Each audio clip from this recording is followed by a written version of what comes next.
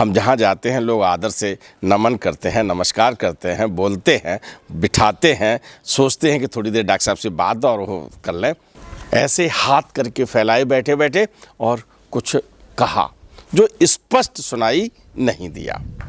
बाबा ने कहा, सुन तो माँ सुन, अरे सुन माँ, मरा नहीं है, जिंदा है। पहुंच वाले बाबा से ये तो आ गया समझ में कि ये कोई चमत्कारी बाबा हैं। अच्छा, क्या तुम गए नहीं कभी? तुम वहाँ गए नहीं? कैसे कह सकते हो तुम वहाँ नहीं गए? तुम प्लेटफार्म पर कुलीगिरी नहीं कर रहे थे? कर रहे थे कि नहीं कर रहे थे? सोच रहे थे काम मिलेगा नहीं मिलेगा? उनकी स्थिति ऐसे हो गई जैसे सांप सूंघ गया हो। तुम जहाँ खड़े थे प्लेटफार्म पर, तो वहाँ पर किसी ने तुम्हें बैग दिया था, बिस्तर दिया था, अटैची दी थी।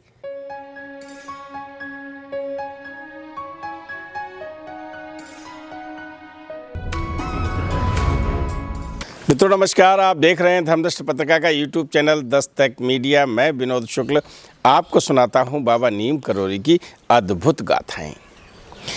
अद्भुत गाथाओं की श्रृंखला में हम आपको उन भक्तों से मिलवा रहे हैं जिन्हें मानव देह लीला में महाराज जी का सानिध्य मिला।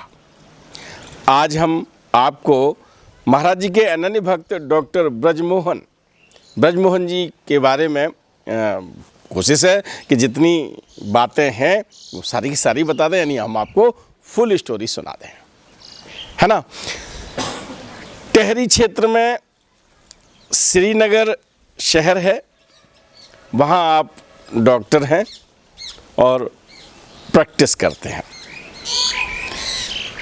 वैसे तो आपका जन्म गढ़वाल क्षेत्र में हुआ है और बहुत ही साधारण परिवार में, और अगर ये कहा जाए कि आप गरीब परिवार में जन्म मिला तो ये भी सही बात है।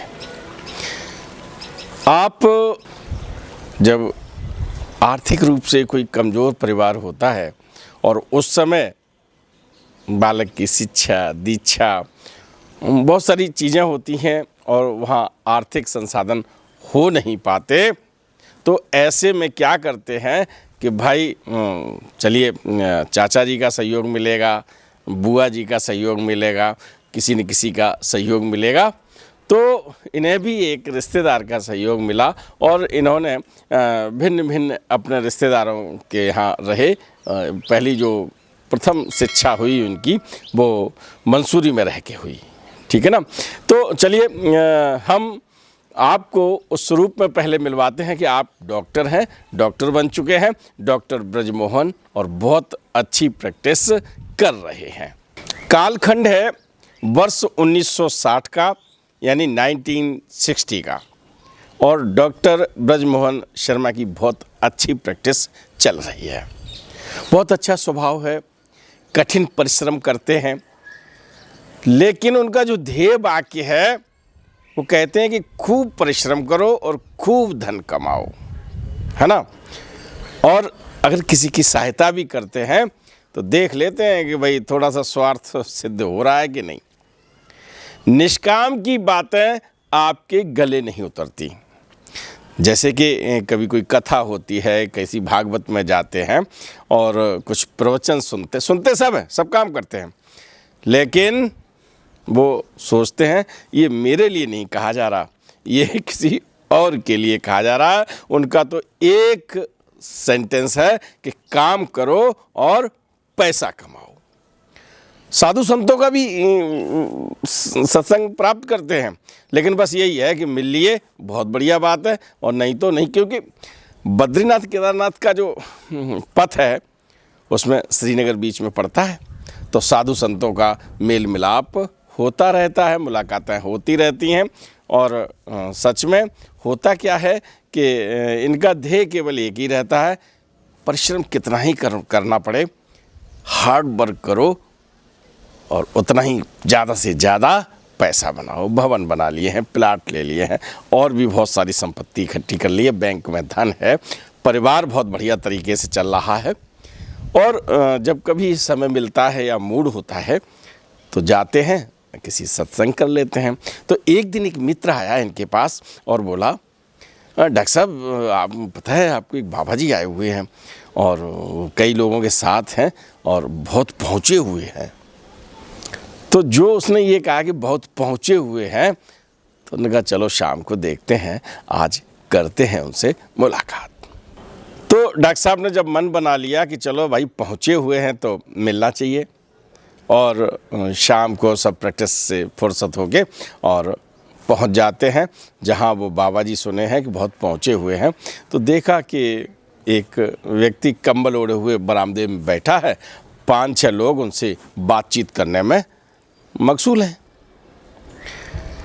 ब्रजमोहन जाते हैं, बिल्कुल नज़दीक पहुंच जाते हैं, लेकिन कोई 5-6 लोगों में से या वो जो बाबा बैठे हैं वो कोई ध्यान ही नहीं देते उनकी तरफ, इंतज़ार करते हैं थोड़ा सा।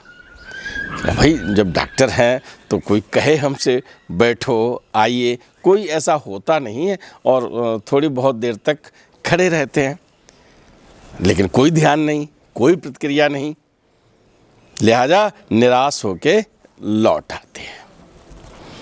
कोई बात नहीं, अब पहुँचे होंगे तो होंगे, अपने लिए होंगे, हम गए तो हमसे कोई बात तक नहीं की, किसी ने बैठने के लिए नहीं कहा, ये सब उनके मन में चलता है और घर आ जाते हैं। रात में जब वो बिस्तर पर होते हैं तो उनके दिमाग में आता है कि बड़ा अजीब वाकया है मेरे साथ। हम जहाँ जाते हैं लोग आदर से नमन करते हैं, नमस्कार करते हैं, बोलते हैं, बिठाते हैं, सोचते हैं कि थोड़ी देर डॉक्टर साहब से बात और वो कर लें, और वहाँ गए तो उन बाबा ने न बैठने के लिए कहा, न उतने लोग थे, न उनमें से कोई बोला हमसे चलो कोई बात नहीं, ठीक है कोई बात नहीं, होता है, और ये सब करके सो जाते हैं। लेकिन जब प्रातः बेला में जब उठते हैं तो उनके मन से वो बात जाती नहीं है, और जब ये बात जाती नहीं है तो सोचते हैं कि ऐसा करें कि चलो यार आज और जाएं, कुछ हो, जो मित्र ने बताया था कि पहुँचे हुए हैं वही कुछ देख के आएँ क्या है। और वो फिर दूसरे दिन जाते हैं और फिर देखते हैं कि कल से ज़्यादा भीड़ है यहाँ पर, और लोग वैसे ही बातें कर रहे हैं, वो दूसरों की बातें सुन रहे हैं, दूसरों को जवाब दे रहे हैं।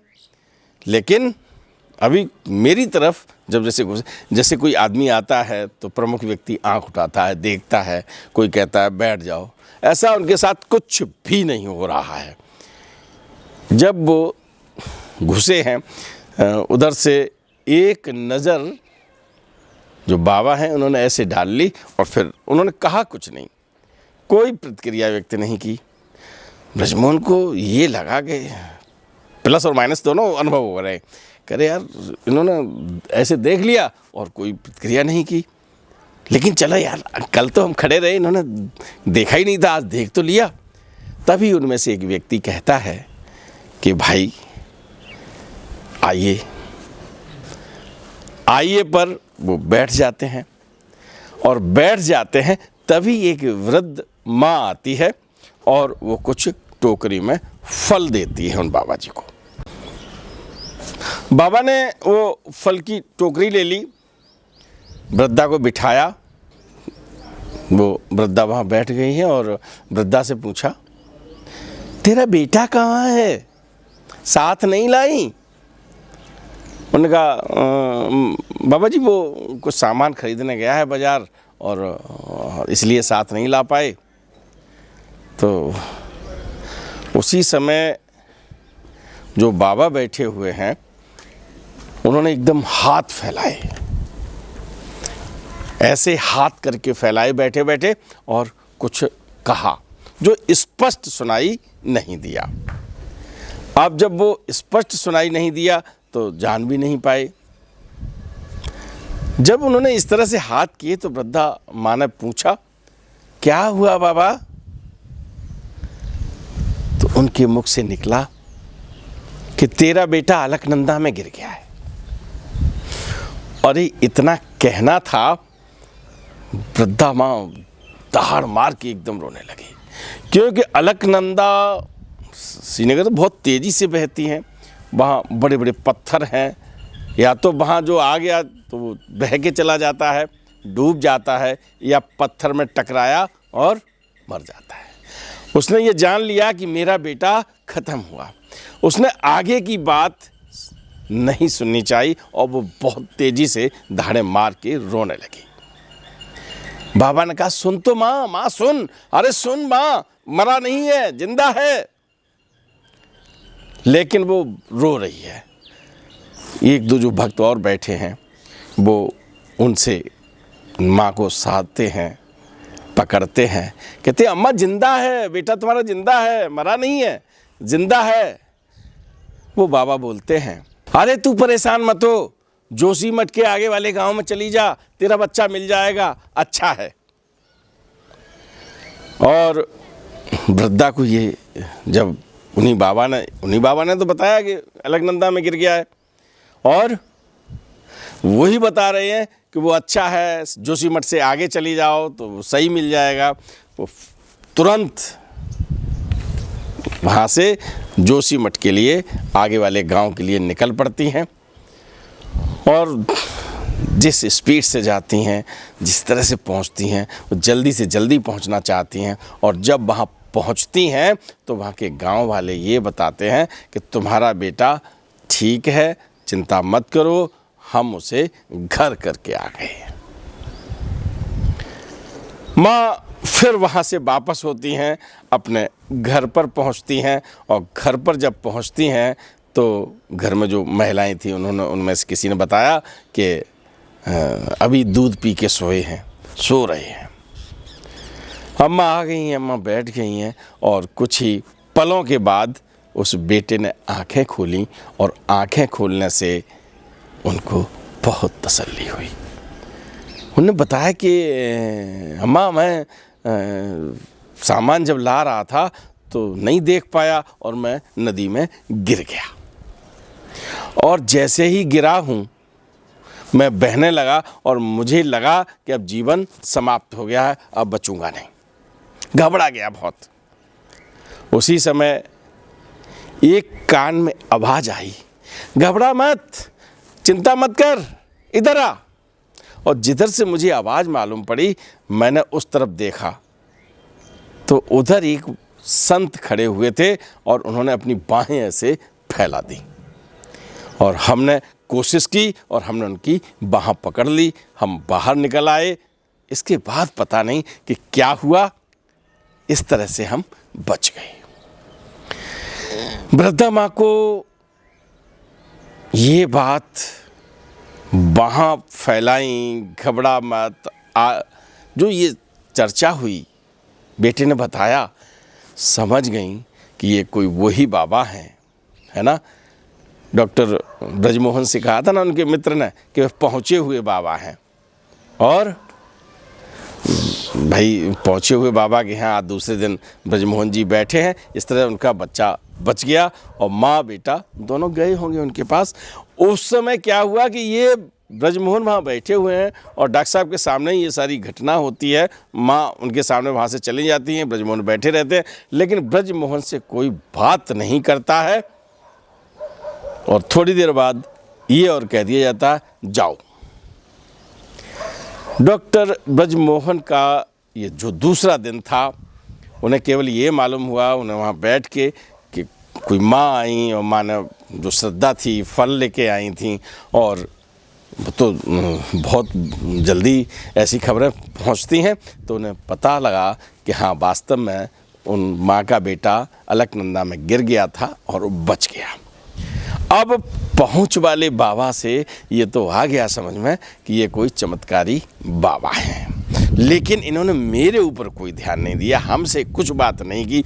बात मैं चाहता था कि कुछ दो शब्द हों, और ये और कह दिया जाओ।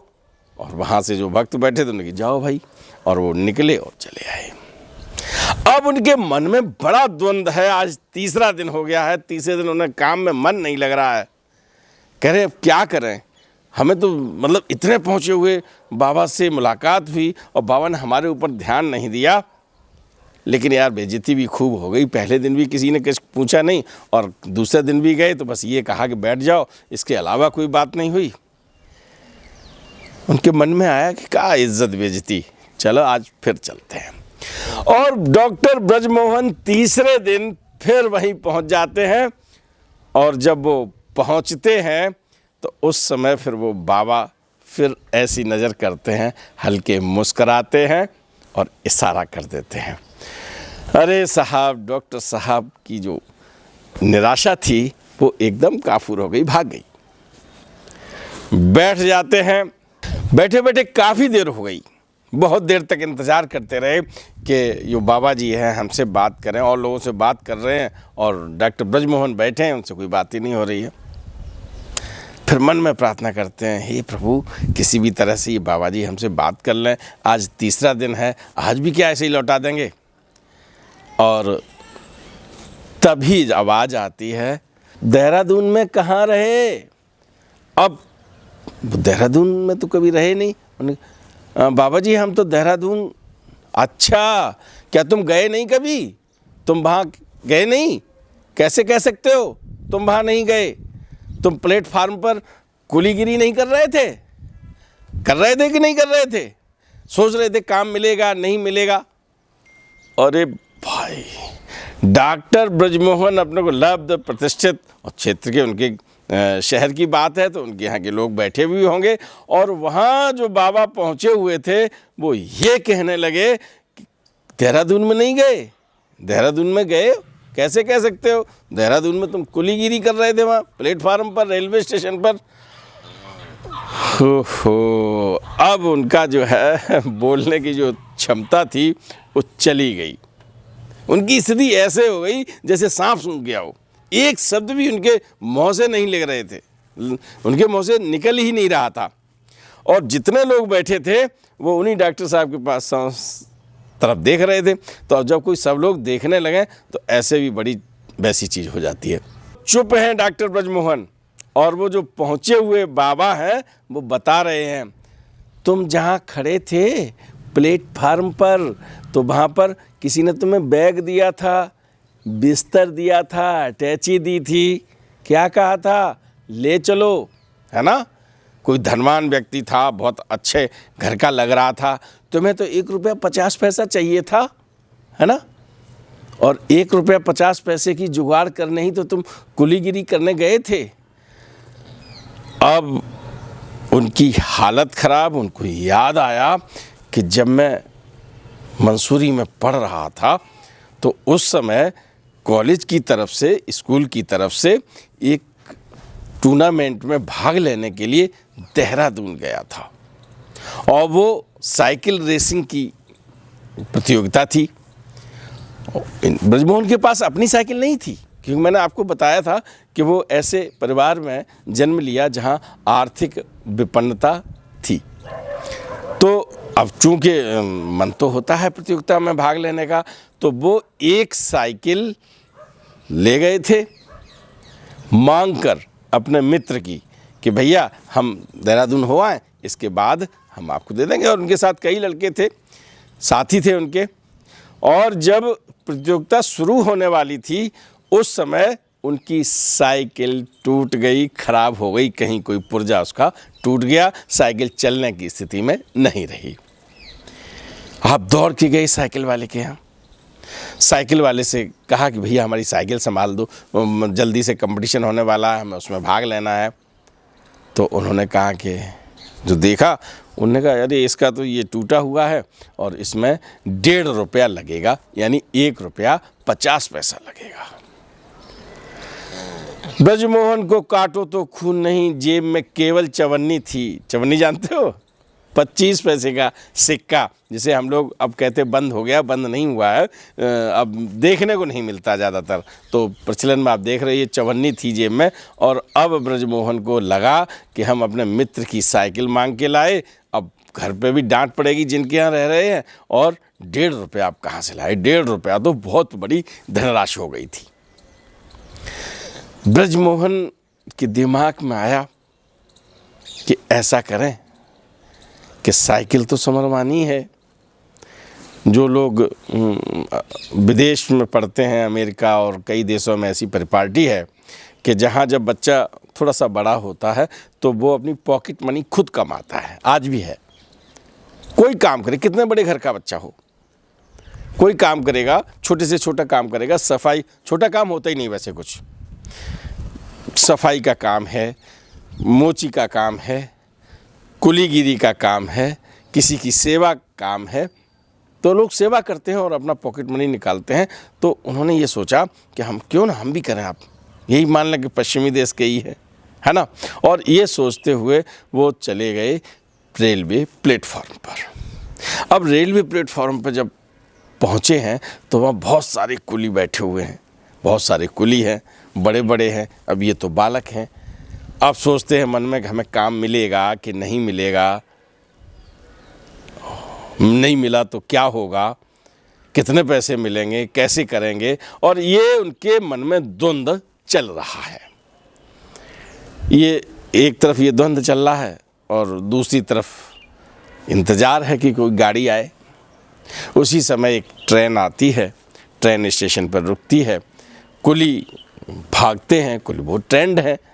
अब वो इधर उधर गए, कुछ ने अपना सामान, किसी को काम मिला, किसी को नहीं मिला, और इनके आगे जो जहाँ ये खड़े थे वहाँ फर्स्ट क्लास का डिब्बा था।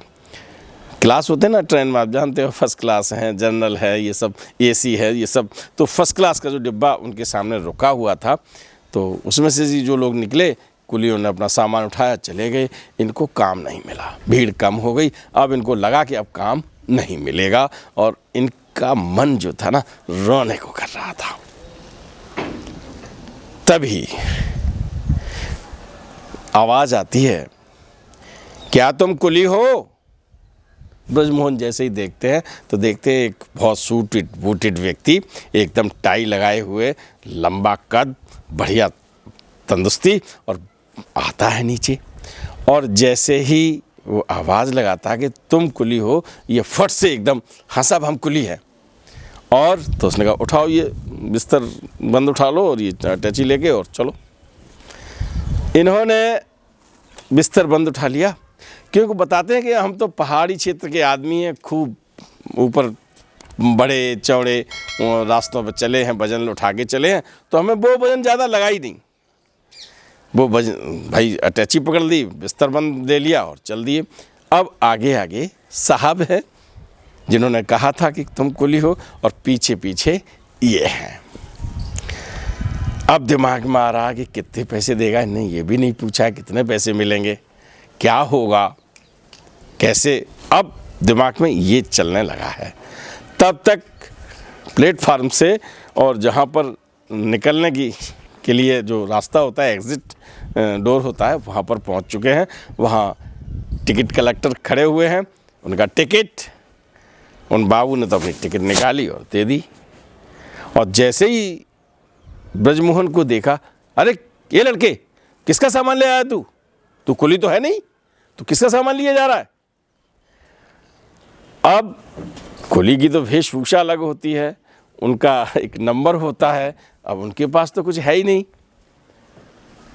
एकदम सन्न आ गए कि हम कहाँ किस विपत्ति में फंस गए हैं। वो सूटेड बूटेड जो व्यक्ति है वो एकदम मुड़ता है और एक टिकट और निकाल के दिखाता है कि ये लीजिए। और वो टिकट कलेक्टर सोचता है कि इसी लड़के की एक टिकट है और उसको जाने देते हैं। ब्रजमोहन बाहर आ गए हैं, चैन की सांस ली है कि चलो काम भी मिल गया और पकड़ से बाहर भी आ गए। आगे आगे साहब हैं, पीछे पीछे ब्रजमोहन अपना बिस्तर और वो लेके चलते जा रहे हैं। तो हुआ क्या, थोड़ा चलने के बाद उन्हें एक बंगला टाइप, छोटा सा बंगला दिखाई पड़ता है, और वहाँ वो साहब रुक जाते हैं और कहते ए लड़के यहाँ रख दे। और ब्रजमोहन वो बिस्तर बंद और अटैची रख देते हैं, और जाओ कल आना, पैसे कल देंगे।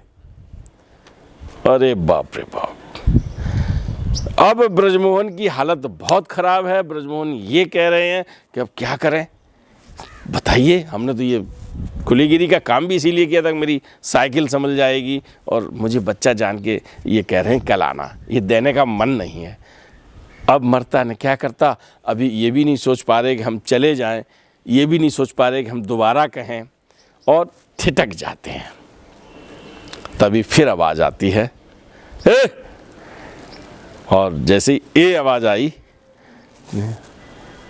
ले, और वो साहब हैं 5 रुपए का नोट। बहुत बड़ी चीज़ है, 1960 में किसी बालक को 5 रुपए मिल जाए। 5 रुपए का नोट उसके हाथ पर रखते हैं। तो अब ब्रजमोहन के दिमाग में ये आता है कि हम कितने पैसे ले लें 5 रुपए में, कितने पैसे लौटा दें, हमारे पास तो है ही नहीं लौटाने के लिए। ये मन में चल रहा है। वो सूटेड बूटेड व्यक्ति कहता है कि तुम, क्या बात है, ले जाओ, ये सारे तुम्हारे ही हैं, ले जाओ ले जाओ ले जाओ, 5 रुपए तुम्हारे हैं। अब तो ब्रजमोहन की खुशी का आरा पार नहीं रहा। उन्होंने फट से अपने को मोड़ा और सरपट। अब वो पीछे नहीं देख रहे, कहीं ऐसा ना हो कि साहब फिर बुला लें कि इसमें से भाई 5 नहीं है, कम है। उन्होंने पीछे मुड़ के नहीं देखा कि कैसा बंगला है, कौन आदमी है, कौन सी कॉलोनी है, कौन सा मोहल्ला है। फटाफट निकलते चले जा रहे हैं। और वो 5 का नोट जो मिल गया है, अब सोच रहे हैं 1.5 रुपया में तो साइकिल संभलवा लेंगे, और बाकी के पैसों का क्या करेंगे। चलते जा रहे हैं, चलते जा रहे हैं। बीच में एक दुकान दिखाई पड़ी मिठाई की। उन्होंने कहा साइकिल तो हम संभलवा ही लेंगे, चलो मिठाई खा लो। ब्रजमोहन जी को रसगुल्ले बहुत पसंद थे। उन्होंने फटाक से रसगुल्ले खाना शुरू कर दिया और पूरे 10 रसगुल्ले खाए। रसगुल्ले खाने के बाद वो आगे बढ़े, अपनी साइकिल संभलवाई। घर में कुछ बच्चे थे, उनसे छोटे थे, जिनके यहाँ वो रह रहे थे, उनके लिए कुछ खेल खिलौने लिए, है ना। और इस तरह से उन्होंने जो पैसे अपने खर्च कर लिए जितने, और फिर भी 2 रुपये और 3 आना बच गए। अब आप ये सोच रहे होंगे कि ये 3 आना क्या होता है, जानते हो नहीं? देखिए, हमने 54 यानी 4 आना, 58 यानी 50 पैसा, 50 का सिक्का आप देख रहे हैं चित्र पे। तो इस तरह का सिक्का और अभी भी कहीं कहीं चलन में है, कहीं कहीं। अब 3 आना को कैसे आंकेंगे, तो हम आपको बता दें कि 6 पैसे का 6 पैसा होता ना, वो 1 आना कहलाता है। और जैसे 25 पैसे को वो कर दिया है ना, 6 चौक 24, 54 हो 24 हो गई, तो 25 पैसा कर दिया उसको, तो उसे बोलते हैं 4 आना। 50 पैसे को 8 आना। ऐसे ही उनके पास 3 आना, वो पहले 2 पैसे, 1 पैसे, 3 का सिक्का, ये सब चलते थे। अब हम तो आपको चित्र में दिखा सकते हैं, वैसे वास्तव में भी हमारे पास हैं, है ना। तो ये उनको 2 रुपये बच गए, 2 रुपये 3 आना बच गए हैं। और इस कहानी को वो लेकर आते हैं, वहाँ टूर्नामेंट हो चुका है, उनकी टीम जीत चुकी है, सब मित्र प्रसन्न है और ये भी बहुत प्रसन्न है। अब जो जीत जाता है वो अपनी कहानी कहता है। उस समय दोस्तों को बता रहे, हमने साइकिल ऐसे दौड़ाई और वो निकला जा रहा था, मैंने ताकत लगाई और इस तरह से उनकी टीम जीत गई। ये बताते हैं कि साहब हमने ऐसा किया और हमको इतने पैसे मिले और हम ऐसे हो गया। लेकिन इनकी बात में लोगों को ज़्यादा इंटरेस्ट नहीं है और वो अपनी बात अपनी अपनी कहते घर आ गए। घर आके इन्होंने सब बताया। तो जो बुजुर्ग हैं उन्हें, अरे भाई तुम्हारी भगवान ने सहायता कर दी, कोई भगवान होगा, किसी ने कहा कोई धनवान मिल गया होगा, उसने सोचा होगा कि चलो इसकी सहायता कर दो। कहीं 5 रुपये देता है आदमी, चवन्नी ज़्यादा से ज़्यादा बहुत ज़्यादा बढ़िया आदमी होगा तो 40 पैसे दे देता, 50 पैसे भी नहीं देता उसके काम के, और तुम्हें 5 रुपये दे दिए। अब वो सब कहानी ये इनकी हुई। इसके बाद धीमे धीमे एक ज़िंदगी में घटनाएं होती हैं और घटनाएं विस्मृत हो जाती हैं। अब ये सन 1930 की बात है जब वो पढ़ रहे थे। आज 1960 जब वो बाबा बैठे हुए हैं सामने और उन्होंने ये बता दिया है, तूने 10 रसगुल्ले खाए थे, 2 रुपया 3 आना बचा था। ये घटना उनके मन में जो है वो, और उन्होंने बाबा जी ने ये सब बात कह ही दी थी। तो ये जब वो सुन रहे थे ये सब गाथा, तो अब उनकी हालत ऐसी हो गई थी कि अब वो कुछ कहने की स्थिति में नहीं थे, कुछ सुनने की स्थिति में नहीं थे। आप समझ तो गए होंगे कि बाबा कौन है ना? क्योंकि मैं सुनाता हूँ आपको बाबा नीम करोड़ी की कथा। तो बाबा जी से वो ऐसे अटैच हुए उस समय कि अब उनको अब एक तरफ से बेइज्जती भी हो गई। और सच बात तो ये है कि ये सम्मानजनक काम था, है ना? उनको लगा कि हम डॉक्टर हैं और हमारी कुलीगिरी की बातचीत हो गई और ऐसा कर दिया और ऐसे हम परिवार में पैदा हुए, ये सब लोग जान गए हैं।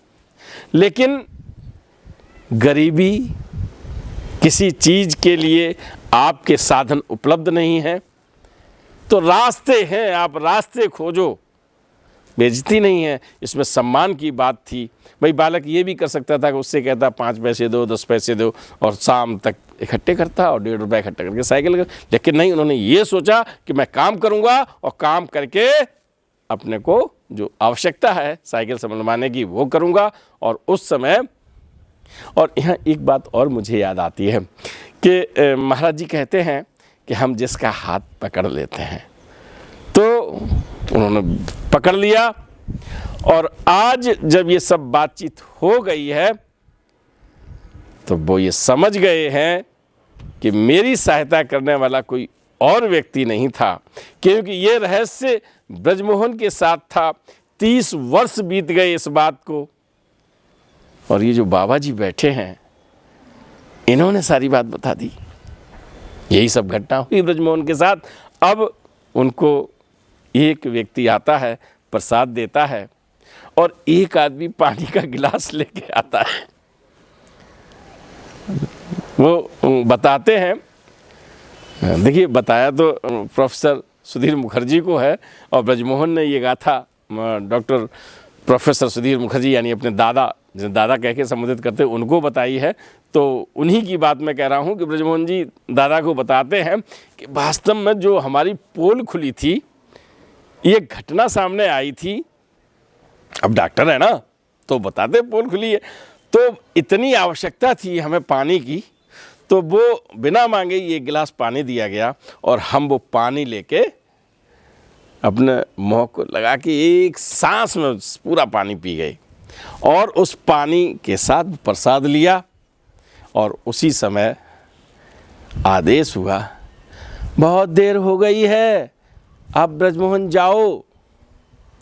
और ब्रजमोहन प्रणाम करके निकल जाते हैं, और वह उस बरामदे से जहाँ महाराज जी बैठे हैं वहाँ से जाके अपने घर तक जाते हैं। कब पहुँच गए उनको खुद पता नहीं होता, दिमाग में क्या क्या चल रहा है, क्या क्या आ रहा है। तो ये थी 1960 में ब्रजमोहन को महाराज जी के दर्शन देने का एक ऐसा आशीर्वाद, जो देखिए एक बार गए, 2 बार गए, 13 में ये सब बातचीत हुई है। आप घर पे पहुंच गए हैं, अब पता चल गया है कि आप कैंची धाम से हैं, हनुमानगढ़ी से हैं, भूमियादार में हैं, और आपका शुभ नाम बाबा नीम करोड़ी है। और ये भी जान गए कि जिन्होंने मेरी सहायता की है वो इन्होंने ही की है, क्योंकि जिस तरह से इन्होंने सारी चीज़ बताई थी वही उनके साथ हुआ था। दोनों लोग ही, जो एक बाबू थे वो और एक ये, 2 ही व्यक्ति थे, तीसरा था ही नहीं उस कहानी में। और थोड़ा थोड़ा किसी को बताया तो 30 साल बाद किसको याद रहता है ना? लेकिन पूरी बातचीत उनको ये थी। अब उनका बार बार मन होता है कि हम जाएं, दर्शन करें, तो कैंची धाम गए हुए हैं। कैंची धाम में बहुत भीड़ भाड़ है। वही हुआ कि आपको इतना ही मौका मिला कि प्रणाम किया, प्रसाद लिया और इनको बात करने का मौका नहीं मिला। आपकी मुलाकात फिर गेठिया में होती है, जहां दादा साथ में है, और कहानी है सुनाऊंगा मैं, और भी गेठिया में क्या हुआ था। तो गेठिया में दादा प्रसाद का प्रबंधन कर रहे हैं, और उस समय ब्रजमोहन पूछते हैं कि आप कहाँ से आए हो? तो वो कहते हैं प्रयागराज से, इलाहाबाद से, अरे आप दादा हैं? उन्होंने कहा हाँ मैं दादा ही कहते हैं लोग। तो उन्होंने तुरंत उनके पैर छुए और इस प्रणाम से उनके बीच में एक संबंध बन गया। अब आप जहाँ कहीं जाते हैं और दादा मिलते हैं तो उनसे बातचीत करने का प्रयास करते हैं। एक बार फिर कैंची धाम में मुलाकात होती है और उस समय ब्रजमोहन को देखते ही महाराज जी कहते हैं, अरे भाई इसको कमरा दे दे, ये वहाँ रहेगा, चलो इसका इंतजाम करवाओ।